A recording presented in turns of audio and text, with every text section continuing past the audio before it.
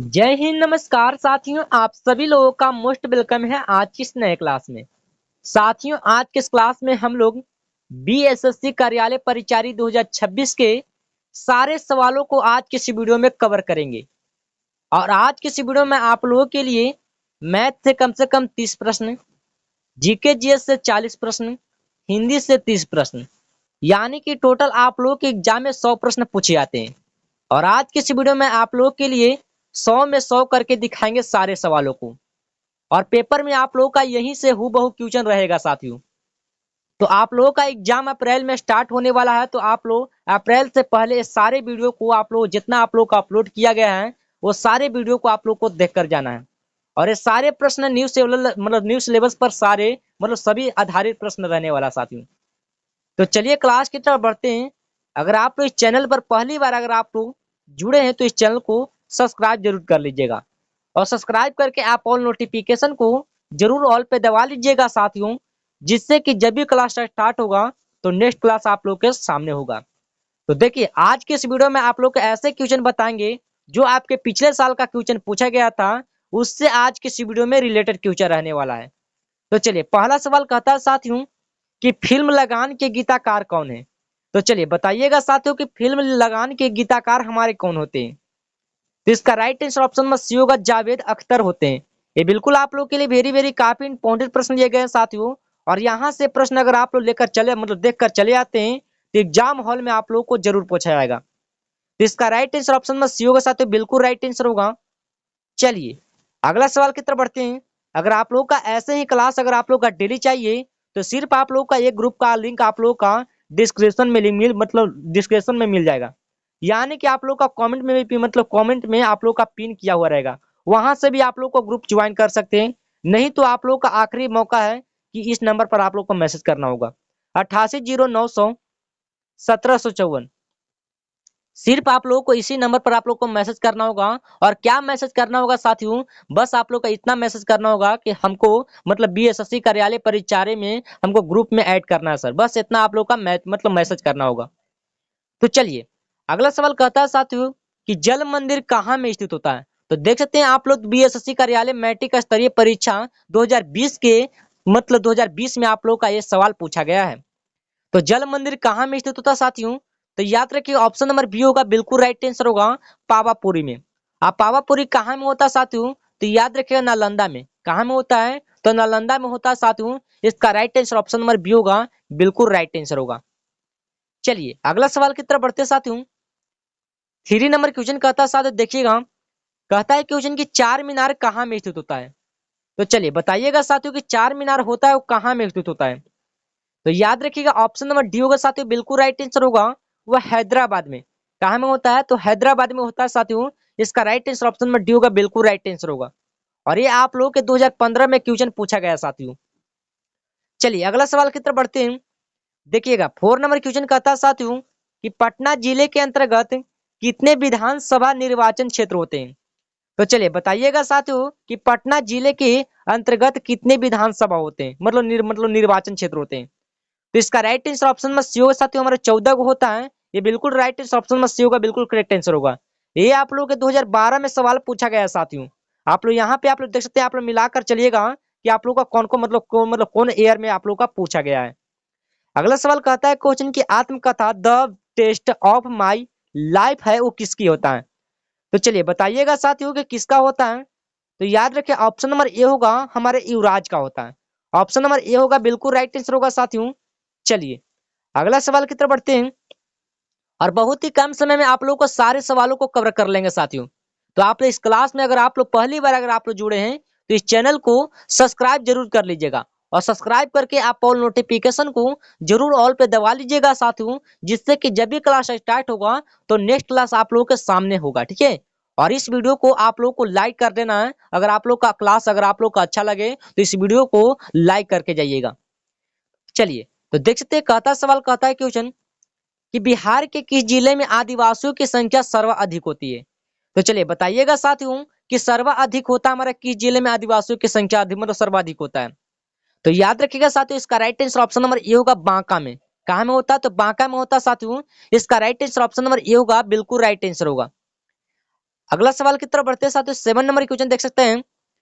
7 number question कहता है sir 2011 की जनगणना में बिहार की अनुमानित आबादी कितना होता है? तो चलिए बताइएगा साथियों कितना होता है। तो याद रखें ऑप्शन नंबर सी होगा साथियों हमारा 10 करोड़ होता है। कितना होता है? 10 करोड़ होता है। थोड़ा सा आप लोग का टाइप करने में थोड़ा आप लोग का ABC आप लोगों का गलती हो गया, कोई बात नहीं, ठीक है। चलिए अगला सवाल की तरफ बढ़ते साथियों। अगला सवाल देखिएगा, कहता है क्वेश्चन की एशिया का सबसे बड़ा पशु मेला कौन सा होता है? तो चलिए बताइएगा साथियों कि एशिया का सबसे बड़ा पशु मेला होता है वो कहाँ में होता है? तो याद रखिएगा सोनपुर का मतलब सोनपुर का मेला होता है। थोड़ा सा ना आप लोग को टाइप करने में थोड़ा सा सोनपुर आप लोग को इस तरह के रूप में लिखा जाता है, देख सकते हैं यहाँ पे आप लोग का लिखा गया है, ठीक है। और पूछेगा साथियों कि सोनपुर हमारा कहाँ में होता है? तो बिहार राज्य में होता है। कौन सा कहाँ में? तो बिहार में होता है, याद रखिएगा। अगला सवाल की तरफ बढ़ते साथियों।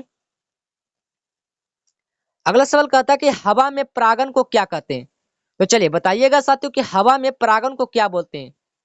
तो याद रखिए ऑप्शन नंबर सी होगा साथियों बिल्कुल राइट आंसर होगा, वायु परागन बोलते हैं। इसका right answer option number C होगा, बिल्कुल करेक्ट आंसर होगा। अगला सवाल की तरफ बढ़ते साथियों।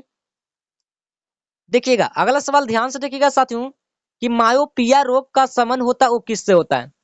तो चलिए बताइएगा साथियों कि मायोपिया रोग का उदाहरण मतलब संबंध होता है वह किससे होता है? तो याद रखिएगा साथियों हमारा आंख से होता है, बिल्कुल राइट आंसर होगा। ये 2025 के एग्जाम यानी कि आप लोग का मई में आप लोग का एग्जाम हुआ होगा, वहां से आप लोग का ये सवाल आप लोग का पूछा गया प्रश्न है।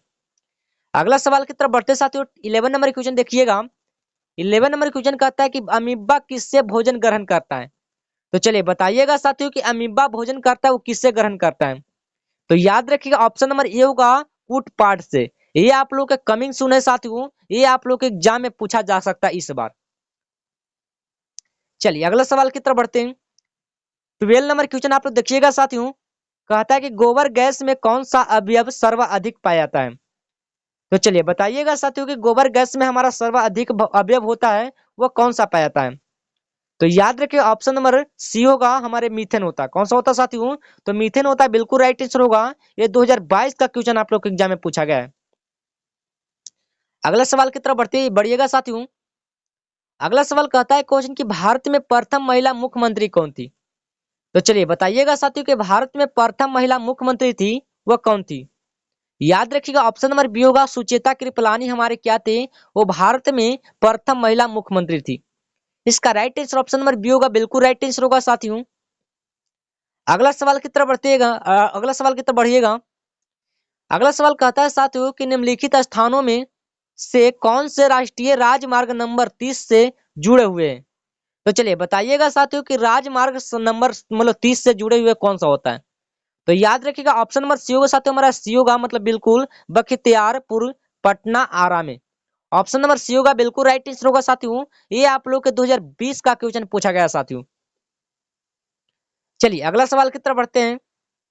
देखिएगा अगला सवाल कहता है क्वेश्चन के राष्ट्रीय स्मार्ट गवर्नमेंट स्थान मतलब संस्थान होता है हमारे कहाँ में स्थित होता है? तो चलिए बताइएगा साथियों, आप लोग का 2 सेकंड आप लोग का देते हैं इस सवाल को करने के लिए।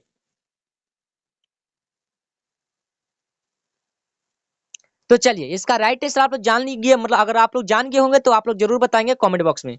इसका right answer option number A होगा साथियों, हमारा हैदराबाद में, ठीक है।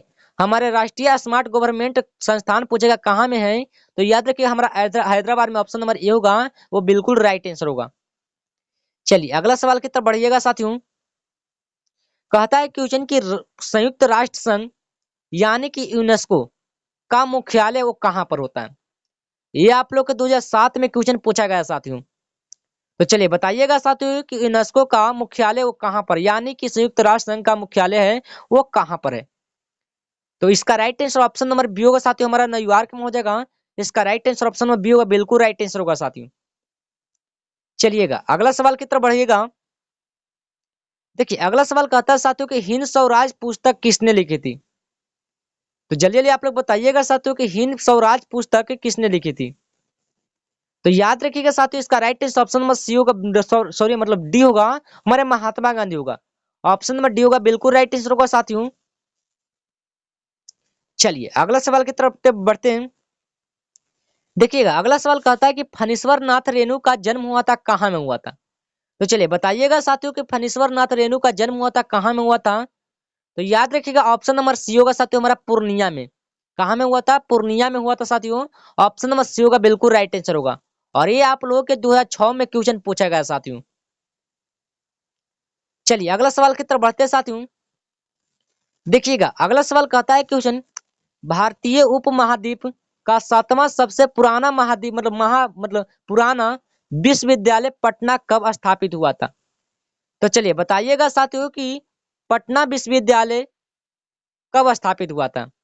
तो याद रखिए ऑप्शन नंबर डी होगा साथियों, मतलब 1917 में हुआ था। ऑप्शन नंबर डी होगा बिल्कुल राइट आंसर होगा। चलिएगा अगला सवाल की तरफ बढ़िएगा। देखिएगा अगला सवाल कहता है क्वेश्चन कि बिहार में कौन सा जलप्रपात होता हमारा नहीं होता है? तो इसमें से आप लोग का चार ऑप्शन दिया गया है साथियों। पहला ऑप्शन में दिया हुंडरू दिया है, ऑप्शन बी में दिया धुआं कुंड दिया हुआ है, ऑप्शन सी में दिया ककोलत दिया हुआ है, ऑप्शन डी में दिया मंझर कुंड दिया हुआ है। तो चलिए बताइएगा साथियों कि बिहार में कौन सा जलप्रपात होता हमारा नहीं होता है? तो याद रखिएगा साथियों हमारा हुंडरू होता है जो हमारे, वो हमारे जलप्रपात नहीं होता है। लेकिन धुआं कुंड हो जाएगा, ककोलत हो जाएगा और मंझर कुंड हो जाएगा। ये हमारे तीनों हमारे क्या थे साथियों? ये हमारे जलप्रपात हैं। लेकिन जलप्रपात हमारा कौन सा नहीं होता साथियों? तो हुंडरू। इसका right answer option number A होगा, ये बिल्कुल राइट आंसर होगा। चलिए अगला सवाल की तरफ बढ़िएगा साथियों। देखिए अगला सवाल कहता है क्वेश्चन, और आज के इस वीडियो में आप लोगों के लिए जीके जीएस से कम 30 प्रश्न करवाएंगे साथियों। और वो भी आप लोग के लिए इंपॉर्टेंट और सिलेक्टेड क्वेश्चन दिएगा ताकि आप लोग के एग्जाम में इस बार आप लोग के एग्जाम में पूछा जाए। तो चलिए अगला सवाल कहता है साथियों कि पौधे श्वसन करते हैं किसमें करते हैं साथियों? तो चलिए बताइएगा साथियों कि पौधे श्वसन करते किसमें करते हैं? तो इसका right answer option number A होगा, पत्तियों में करता है। पत्तियों के द्वारा हमारा क्या होता है साथियों? हमारे पौधों का अवशोषण होता है। ऑप्शन नंबर ए होगा बिल्कुल राइट आंसर होगा साथियों। चलिएगा अगला सवाल की तरफ बढ़िएगा साथियों। अगला सवाल कहता है क्वेश्चन की कैंसर कोशिका के परीक्षण को क्या कहा जाता है? तो चलिए बताइएगा साथियों कैंसर कोशिका के परीक्षण को क्या कहा जाता है?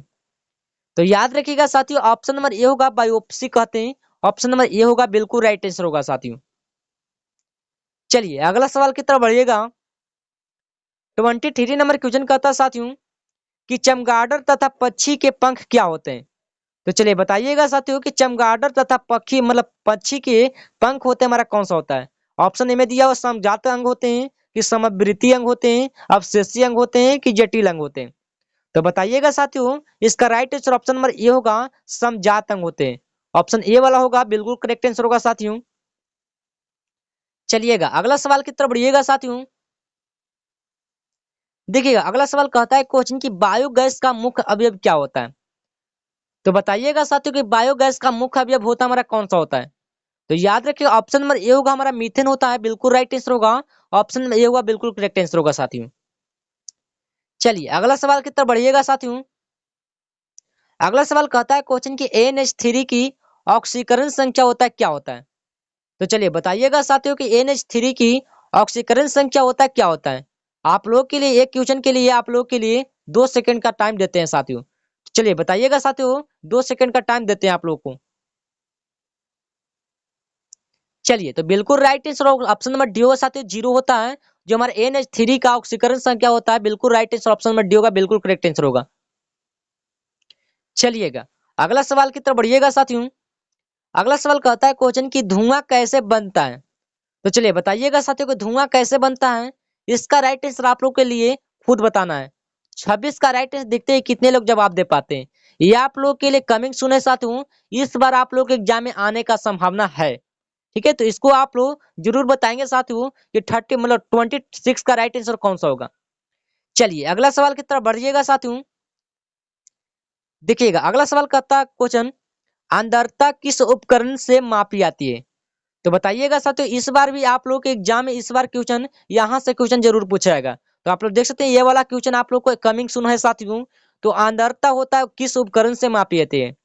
तो याद रखिएगा साथियों ऑप्शन नंबर बी होगा हमारे हाइग्रोमीटर से होता है, वो हमारे आंद्रता को मापते हैं। ऑप्शन नंबर बी होगा बिल्कुल राइट आंसर होगा साथियों, ये बिल्कुल आप लोग के लिए करेक्ट आंसर होगा साथियों। और इसी तरीके से आप लोग को जिस तरीके से मैं आप लोग को करवा रहे हैं साथियों, उसी तरीके से आप लोग को सारे क्वेश्चनों को दिमाग में आप लोग को फिट करते चलना है। चलिएगा अगला सवाल की तरफ बढ़िएगा साथियों। अगला सवाल कहता है क्वेश्चन की अस्त होते समय सूर्य लाल दिखाई देता है क्यों? किसके कारण दिखाई देता है साथियों? बताइएगा साथियों, ये आप लोग के लिए मतलब कमिंग सून है साथियों। ये प्रश्न आप लोग के एग्जाम में, इस बार आप लोग के एग्जाम में पूछा जा सकता है। तो अस्त होते समय सूर्य लाल दिखाई देता है, क्यों दिखाई देता है? किसके कारण दिखाई देता है साथियों, बताइएगा। तो याद रखिएगा साथियों, ऑप्शन नंबर बी होगा बिल्कुल राइट आंसर होगा, परकिरणन के कारण। परकिरणन के कारण हमारे सूर्य लाल दिखाई देता है साथियों। ऑप्शन नंबर बी होगा बिल्कुल राइट आंसर होगा साथियों। और इसी तरीके से आप लोग के एग्जाम में हूबहू क्वेश्चन देखने के लिए मिलेंगे।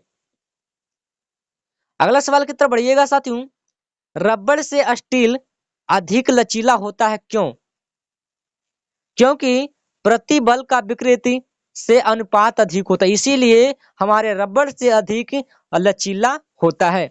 इसका राइट आंसर ऑप्शन में सी होगा साथियों। ये भी आप लोग के लिए कमिंग सून है साथियों, ठीक है। ये वाला प्रश्न को आपको याद कर लेना है। चलिए लास्ट नंबर क्वेश्चन है साथियों, ये आप लोग को खुद बताना है। लास्ट वाला कहता है क्वेश्चन की जड़त्व के नियम को यह भी क्या है, जड़त्व के नियम को क्या कहा जाता है, बताइएगा साथियों। ये वाला क्वेश्चन आप लोग के लिए होमवर्क देते हैं, ठीक है। ये वाला क्वेश्चन आप लोग के लिए होमवर्क देते हैं साथियों। देखते हैं कितने लोग जवाब देते हैं 30 का राइट आंसर। तो चलिए आज की इस वीडियो में आप लोग के लिए जीके जीएस से कम 30 प्रश्न किए हैं। जीके जीएस से 30 प्रश्न किए हैं साथियों। नेक्स्ट क्लास में आप लोग के मैथ भी क्वेश्चन आएगा साथियों, ठीक है। और हिंदी से भी क्वेश्चन आएगा और जीके जीएस से भी क्वेश्चन आएगा।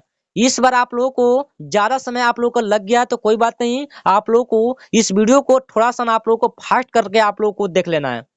तो चलिए आज की इस क्लास को यहीं तक, फिर मिलते हैं नेक्स्ट वीडियो में। अगर आप लोग अभी तक ग्रुप को नहीं ज्वाइन किए हैं तो इस नंबर पर आप लोग मैसेज कीजिएगा साथियों, 8809001754। बस इसी पर आप लोग को मैसेज करना है। और क्या मैसेज करना है साथियों, कि करना ऐसा मैसेज करना है कि बीएसएससी कार्यालय परिचारी में हमको ग्रुप ऐड करना है, यानी कि व्हाट्सएप ग्रुप में हमको ऐड करना है सर। बस इतना आप लोग का मैसेज करना है, मैं आप लोग का एक्सेप्ट कर लूंगा और इधर से मैं आप लोग का एक लिंक भेजूंगा। अगर उसी लिंक पर अगर आप लोग क्लिक करते हैं तो सीधे आप लोग व्हाट्सएप ग्रुप में ज्वाइन हो जाएंगे। तो चलिए आज की इस क्लास को यहीं तक, फिर मिलते हैं नेक्स्ट वीडियो में। तब तक के लिए आप लोग अच्छी तरीके से तैयारी करते रहिएगा। जय हिंद, जय भारत।